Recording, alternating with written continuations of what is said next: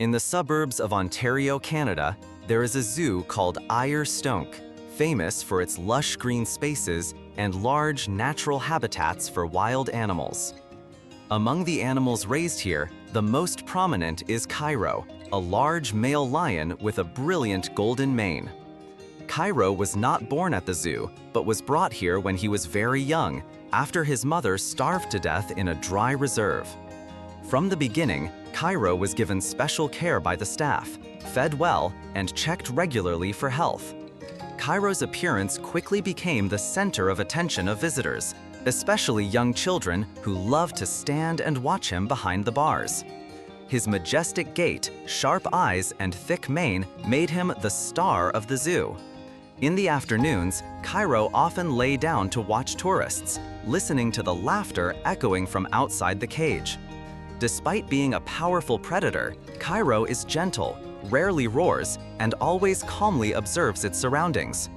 Just like that, day after day, it lived peacefully under the care of animal-loving staff. But everything suddenly changed on a fateful day in 2022, when a natural disaster struck.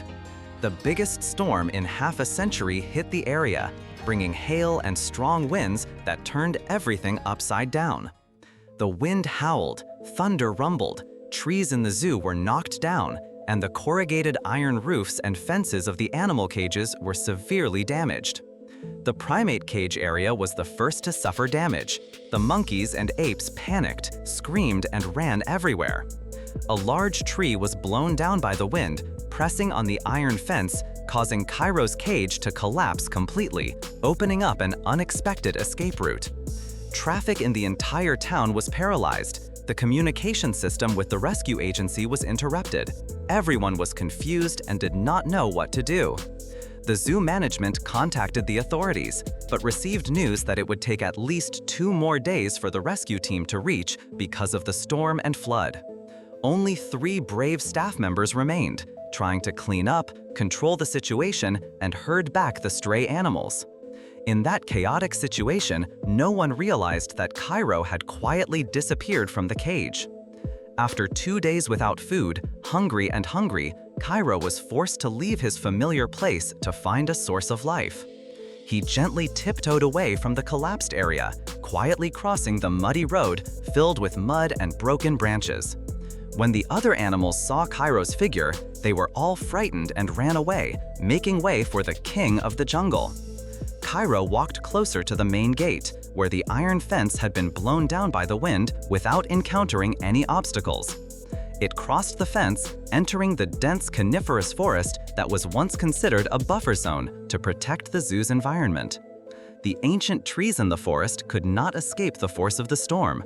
Many trees were broken, branches and leaves were scattered. The air in the forest was damp and cold, strangely quiet, without even the familiar chirping of birds.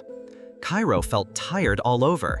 Each step was heavy. His eyes were dry from lack of water and strength. The mud under his feet still had traces of old blood from animals that had unfortunately met with disaster in the storm.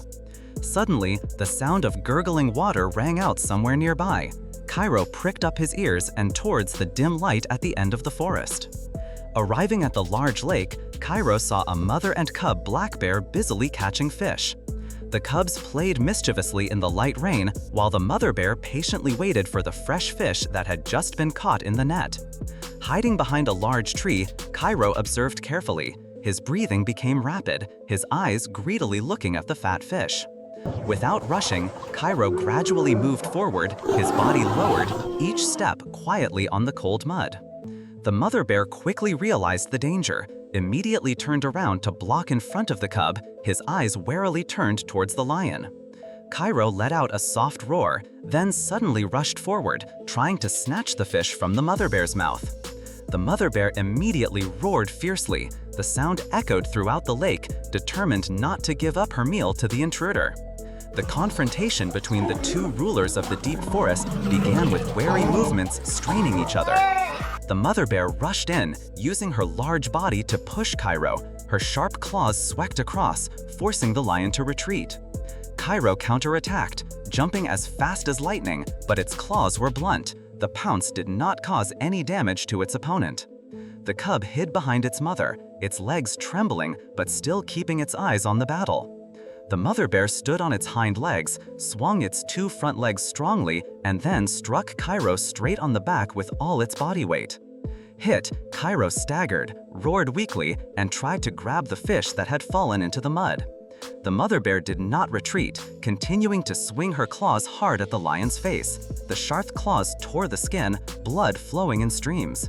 Red blood began to spread on the cold ground, but Cairo's survival instinct made him still try to fight back fiercely. Due to his lack of real combat experience, Cairo's attacks became clumsy and ineffective. A vicious hook slap from under the chin made Cairo fall to the ground, his eyes darkened with dizziness. The mother bear did not let go, bent down and grabbed Cairo's shoulder, dragging him a few steps threateningly. Cairo could only roar in despair, struggling but only making the wound wider, blood flowing red on his left shoulder. The cub was both scared and curious, running around Cairo as if dancing but still wary of the lion. At this time, Cairo was exhausted, only panting, his roar gradually becoming smaller and weaker, unable to move. A black bird swooped down near the lakeshore, perched on a dry tree branch as an omen of impending misfortune.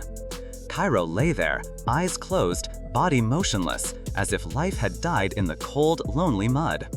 But somewhere, its chest still heaved weakly, its brave heart still tried to beat, though fragile. At the same time, in the distance, a group of people quietly approached. The rustling of leaves under feet echoed through the thick fog. It was a rescue team consisting of zoo staff and police, following the blood and lion footprints to find Cairo. When they saw the heartbreaking scene on the lakeshore, everyone was stunned, moved, and sympathetic to the fate of the brave lion. The 2 staff members quickly checked Cairo's heart rate and breathing, confirming that Cairo was still alive, although very weak, and needed emergency care. They spread out a large tarp, gently lifted Cairo's heavy body, coordinating each movement carefully and warmly. Cairo only groaned softly, his eyes trying to open to look at the people who had come to save him, his heart filled with gratitude between the fragile boundary between life and death.